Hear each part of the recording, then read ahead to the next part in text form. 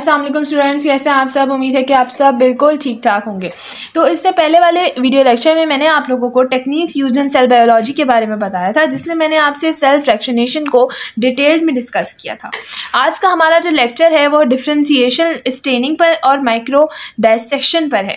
ठीक है, ये दो टॉपिक्स जो हैं वो हम लोग डिटेल में आज डिस्कस करने वाले हैं। तो वीडियो स्टार्ट होने से पहले एज यूजुअल हमारे चैनल मेडिको बाय हानी को सब्सक्राइब करें, वीडियो को लाजमी लाइक कर दिया करें। आप लोग देख कर चले जाते हैं, वीडियो को लाइक ज़रूर किया करें, कमेंट हमें किया करें। उससे क्या होता है कि हम लोगों को जो है ना वो एक मोटिवेशन मिलती है कि हाँ वीडियो बनानी है और वीडियो जो है वो बनानी है और बच्चों की जो है वो हेल्प करनी है। और दूसरा ये कि आप लोगों ने ना इस वीडियोस को लाजमी अपने फ्रेंड्स के साथ शेयर करना है जो कि आने वाले सालों में या इस साल जो है वो MD कैट का एग्ज़ाम देने जा रहे हैं, तो उनके साथ शेयर करनी है। जो लोग जो है वो महंगे और कोचिंग सेंटर्स अफोर्ड नहीं करते उन सबके साथ शेयर करें ताकि उनको भी कुछ इससे फ़ायदा हो सके।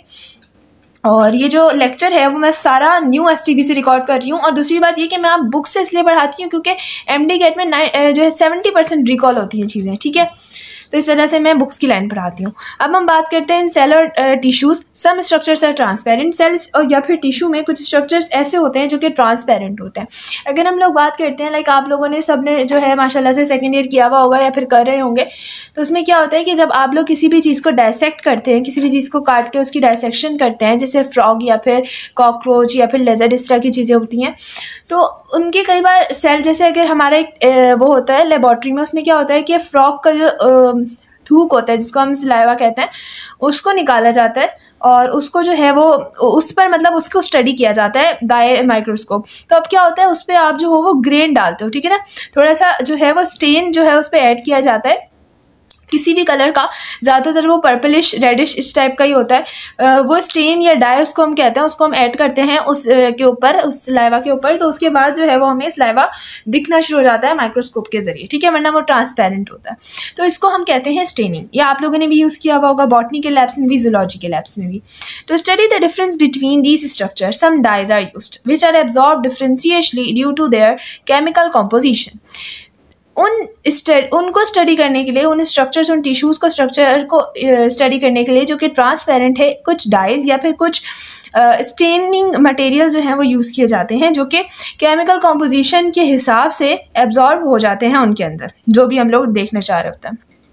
For example 4 different types of white blood cells we use different dies.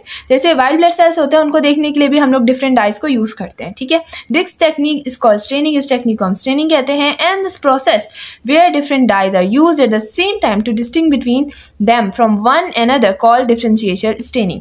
और अगर हम एक ही चीज़ में 2 तरह के डाइज यूज़ कर रहे हैं ताकि हम कुछ चीज़ों को अलग कर सकें और कुछ और चीज़ों को अलग कर सकें, जैसे कि इस डायग्राम में आपको शो किया जा रहा है बुक की हेल्प से कि इसमें एक पर्पलिश और एक रेडिश टाइप का जो डाई है वो यूज़ किया गया। अब पर्पलिश टाइप का जो डाई है वो हमें ग्राम पॉजिटिव यानी कि कॉकी बैक्टीरिया जो है उसको दिखा रहा है।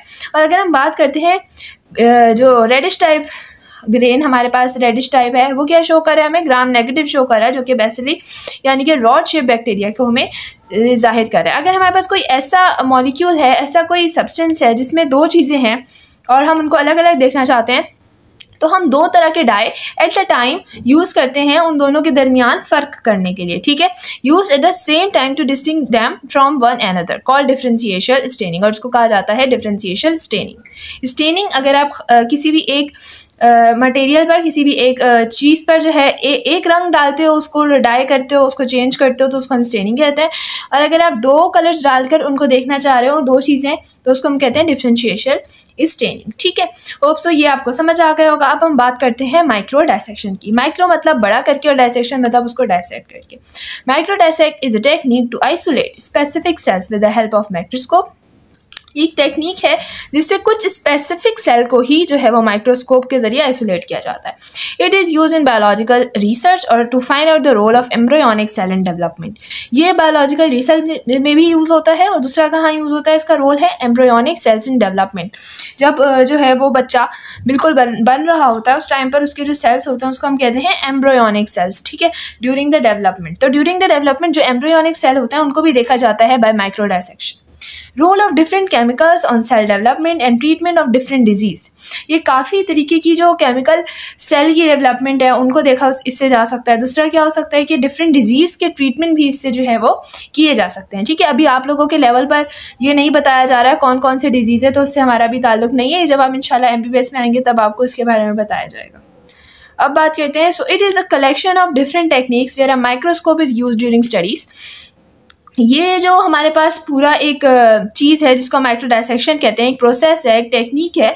तो ये टेक्निक जो है वो सिर्फ तब यूज़ की जा सकती है जब स्टडीज़ में आप लोग जो है वो माइक्रोस्कोप के ज़रिए किसी चीज़ को देख रहे होते हैं, तभी हम कहेंगे कि ये हम लोग माइक्रो डायसेक्शन के थ्रू इसको देख रहे हैं। ठीक है, तो ये था आज का लेक्चर। अगर पसंद आया तो लाजमी वीडियो को लाइक कीजिएगा और शेयर कीजिएगा, चैनल को सब्सक्राइब कीजिएगा। शुक्रिया।